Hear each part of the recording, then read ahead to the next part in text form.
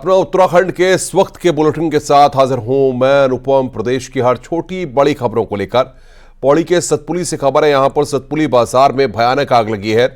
आग काफी ज्यादा है और शाम होने के बाद लगी है। आग की चपेट में कई दुकानें नजर आ रही हैं और ताजा तस्वीरें आपको दिखा रहे हैं कि जो कि सतपुली से आ रही हैं, जिसमें आग की भयावहता का साफ आप नजारा देख सकते हैं। आग बेहद ज्यादा भड़की हुई है। बताया जा रहा है कि शॉर्ट सर्किट की वजह से यह आग लगी है, जिसमें 11 दुकानें पूरी तरह से जल गईं, जबकि पास में मौजूद पुलिस चेक पोस्ट भी आग की चपेट में आ गया है। सतपुली में कोई फायर स्टेशन न होने के चलते आग पर समय रहते काबू नहीं पाया जा सका।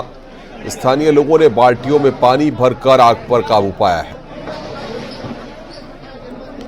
और बातचीत करने के लिए सतपुली से हमारे संवाददाता अनुपम भारद्वाज हमारे साथ जुड़ रहे हैं। अनुपम, क्या स्थिति इस वक्त मौके पर है और क्या आग पर काबू पाया जा सका है?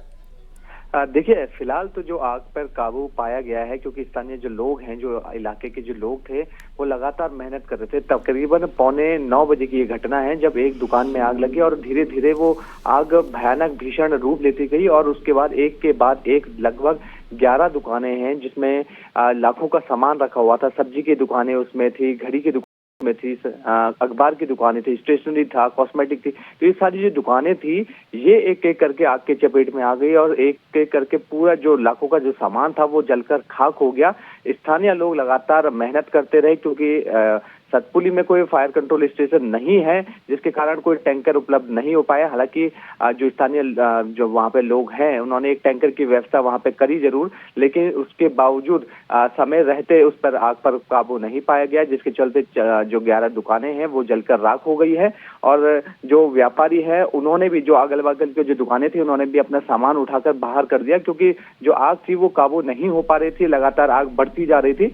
लेकिन फिलहाल जो इस हालात है, आग पर काबू पाया गया है और लोग अभी भी वहां पे पानी का छिड़काव कर रहे हैं। इसके अलावा ये भी बता दिया जाए कि ये पौड़ी हाईवे से लगा हुआ ये सतपुली मार्केट है। पुलिस का एक चेक पोस्ट था, वो भी थोड़ा सा आग की चपेट में आया है। और जो सभी दुकानें थी, ये पक्की नहीं थी। ये जो दुकानें थी, ये खोखे, इनको कह सकते हैं कि खोखे सारे थे, और जिनमें सब्जी का व्यापार भी किया करते थे लोग। तो ये सारी दुकानें आग की चपेट में आ गई। फिलहाल बहुत बहुत शुक्रिया अनुपम, आपका हमारे साथ जुड़ने के लिए और तमाम अपडेट्स देने के लिए।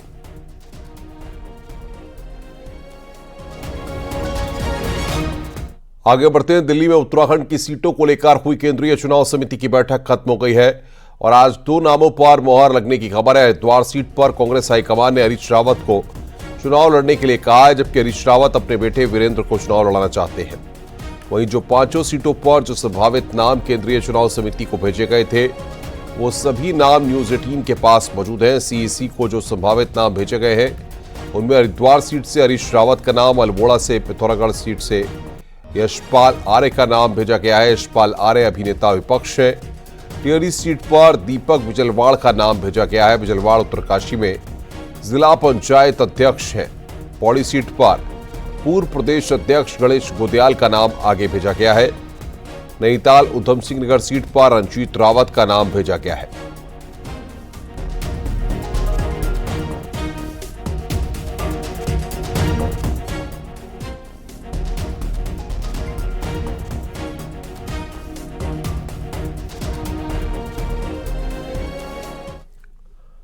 नागरिकता संशोधन अधिनियम यानी सीएए की अधिसूचना आज जारी हो गई है। पूरे देश में कानून लागू हो गया। केंद्रीय गृह मंत्रालय ने सीएए को लेकर अधिसूचना जारी की है। लोकसभा चुनाव की घोषणा से पहले सीएए की अधिसूचना जारी होना केंद्र सरकार का बड़ा फैसला है। कुछ ही दिनों में लोकसभा चुनाव की तारीखों का ऐलान हो सकता है। ऐसे में केंद्र सरकार द्वारा देश में नागरिकता संशोधन कानून के लिए अधिसूचना जारी करना बड़ा फैसला माना जा रहा है।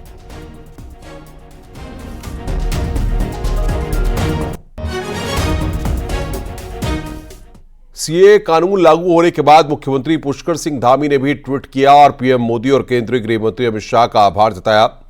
सीएम धामी ने कहा कि यह अभिनंदनीय फैसला है और राष्ट्र हित में यह प्रधानमंत्री की दृढ़ इच्छा शक्ति को दिखाता है।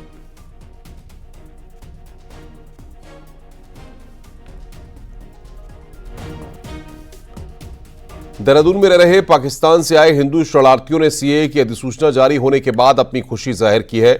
इनमें से कई 20 से 30 सालों से ही भारत में रह रहे हैं और नागरिकता को लेकर कई तरह की दिक्कतें आ रही थी, जिसके बाद इन लोगों ने पीएम मोदी, गृह मंत्री अमित शाह का धन्यवाद ज्ञापित किया है।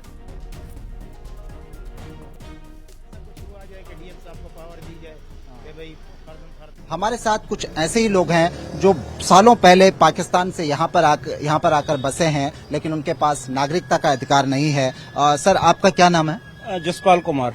जसपाल जी, आप शरणार्थी हैं? हाँ जी। आप लोग कहाँ से आप लोग आए? हजारा बटग्राम, और 2008 में आए हैं जी।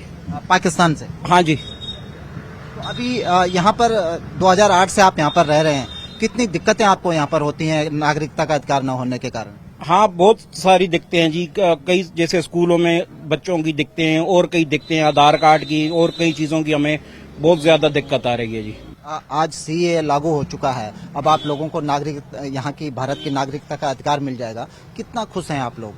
इस चीज से तो हम बहुत ज्यादा खुश हैं जी। जैसे हम लोगों के लिए तो दिवाली जैसा माहौल है, और मैं प्रधानमंत्री जी, गृह मंत्री जी और जो हमारे मुख्यमंत्री जी हैं उनका भी बहुत बहुत धन्यवाद करता हूँ। मोदी जी आए, उनकी कृपा से अब सीए जो लागू हुआ है जी, तो इससे हमें पूरी उम्मीद है कि हमें जल्द से जल्द, और मैं तो ये कहता हूँ, उनसे एक प्रार्थना भी करता हूँ कि हमें बहुत जल्दी, मतलब विद इन मंथ या 2 मंथ में हमें नागरिकता दी जाए।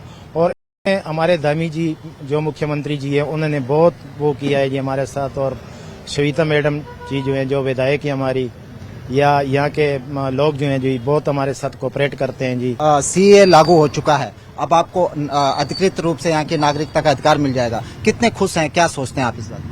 हम तो बहुत ज्यादा खुश हैं। जितनी खुशी तो हमने जिंदगी में नहीं देखी होगी जितनी आज है। और हम प्रधानमंत्री जी का, गृह मंत्री जी का, जो कि जितने भी हुए, हम बहुत बड़े शुक्रगुजार हैं कि उन्होंने हमारे लिए इतना बड़ा काम करा है। कैमरा पर्सन संदीप नेगी के साथ सुनील नवप्रभात, न्यूज 18 देहरादून।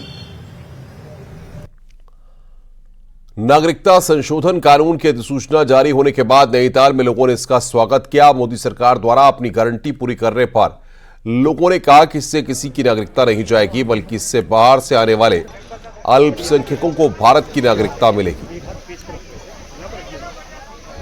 और जिस प्रकार से आज सीए का नोटिफिकेशन जारी किया जा चुका है, तो ये एक भारत के लिए गौरवमयी क्षण है, और मैं मानता हूं कि भारत के जो सभी नागरिक हैं उनको मजबूती मिलेगी। कुछ लोगों ने भ्रामक तथ्य फैलाया कि इससे मुस्लिमों की नागरिकता पर खतरा है। इस अधिनियम का जो उपयोग किया जाएगा वो संरक्षण के लिए किया गया है, जो हमारे हिंदू भाई बहन और अन्य अल्पसंख्यक इन बहुसंख्यक आबादी के पाकिस्तान, अफगानिस्तान और बांग्लादेश में निवास कर रहे हैं, जहां पर जैन भी हैं, पारसी भी हैं, बौद्ध भी हैं। इससे हमारे देश में जो शरणार्थी भाई आए हैं, जो हमारे चाहे अफगानिस्तान से आए हो, पाकिस्तान से आए हो, चाहे बांग्लादेश से आए हो, उन्हें नागरिकता मिलेगी, जो हमारे भाई लोग हैं। पाखरो टाइगर रिजर्व में पेड़ काटने के मामले में कांग्रेस नेता रख सिंह रावत ने सुप्रीम कोर्ट के चीफ जस्टिस को चिट्ठी लिखी है, जिसमें उन्होंने सुप्रीम कोर्ट के कमेंट पर आपत्ति जताई है और सुप्रीम कोर्ट से अपील की है कि गलत रिपोर्ट देने वाली जांच एजेंसी पर भी कार्रवाई होनी चाहिए कि किन हालात और फायदे के लिए उत्पीड़न किया गया। सिंह रावत ने कहा कि उन्होंने यदि पेड़ की एक टहनी भी काटी है तो सजा भुगतने के लिए तैयार है।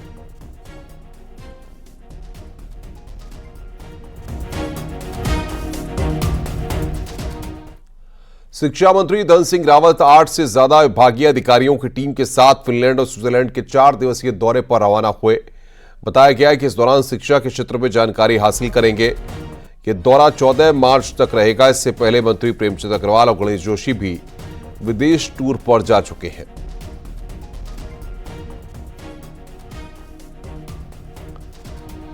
पिथौरागढ़ के मुक्केबाजों ने बड़ी सफलता हासिल की है। पिथौरागढ़ के रहने वाली निकिता और ब्रजेश ने यूथ वर्ल्ड कप में गोल्ड मेडल जीता है।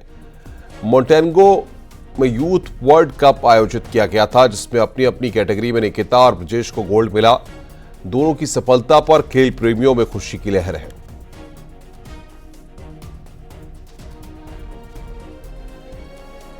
हरिद्वार में रिहायशी इलाके में एक बार फिर जंगली हाथी घूमता हुआ नजर आया है। यहां सिंह द्वारा चौक पर शाम को अचानक जंगली हाथी आ गया धमका। इस दौरान हाथी ने चौक के पास एक होटल में भी घुसने की कोशिश की। हालांकि होटल का गेट बंद होने के चलते हाथी अंदर नहीं घुस सका। अंदर से यह नजारा देख रहे होटल के कर्मचारियों ने शोर मचाया तो हाथी वहां से दूसरी तरफ निकल गया। फॉरेस्ट रेंज अधिकारी के मुताबिक क्यूआरटी ने मौके पर पहुंचकर हाथी को जंगल की ओर खदेड़ दिया है।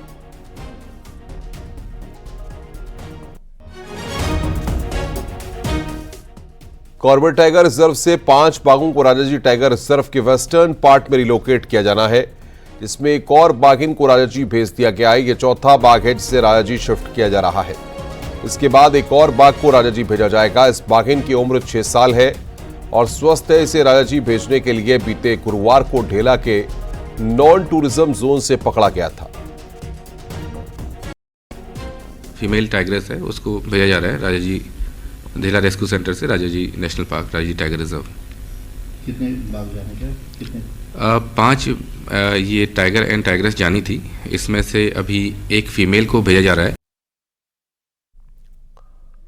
देहरादून में आज पुष्कर धामी कैबिनेट की बैठक हुई है, जिसमें कई बड़े फैसले लिए गए। आदि कैलाश और ओम पर्वत दर्शन के लिए हेलीकॉप्टर शुरू करने का फैसला लिया गया है। इसके लिए हेली दर्शन योजना होगी, जो कि 6 महीने के लिए चलाई जाएगी। इसमें 5-5 दिन के टूर पैकेज होंगे। शुरुआत में इसे पायलट प्रोजेक्ट के तौर पर चलाया जाएगा और सफल रहने पर राज्य के सभी रिमोट टूरिस्ट प्लेस तक हेली दर्शन योजना चलाई जाएगी। अटल आयुष्मान योजना के तहत डायलिसिस के लिए अब 100% बिल की प्रतिपूर्ति की जाएगी, जो कि अब तक 50% होती थी। कैबिनेट बैठक में इसके अलावा बेसिक्स टीचर भर्ती के लिए बीएड की अनिवार्यता खत्म कर दी गई है और डीएलएड को अनिवार्य किया गया है। सरकारी कॉलेज और यूनिवर्सिटी में पीएचडी करने वाले पहले 100 छात्रों को 3 साल तक हर महीने 5,000 की छात्रवृत्ति दी जाएगी। उत्तराखंड सर्विस सेक्टर पॉलिसी को मंजूरी दी गई है, जिसमें स्वास्थ्य, वेलनेस, मनोरंजन, खेल, फिल्म, मीडिया सेक्टर को लाया जाएगा। काशीपुर के गड़ीनेगी क्षेत्र को नगर पंचायत का दर्जा दिया गया है।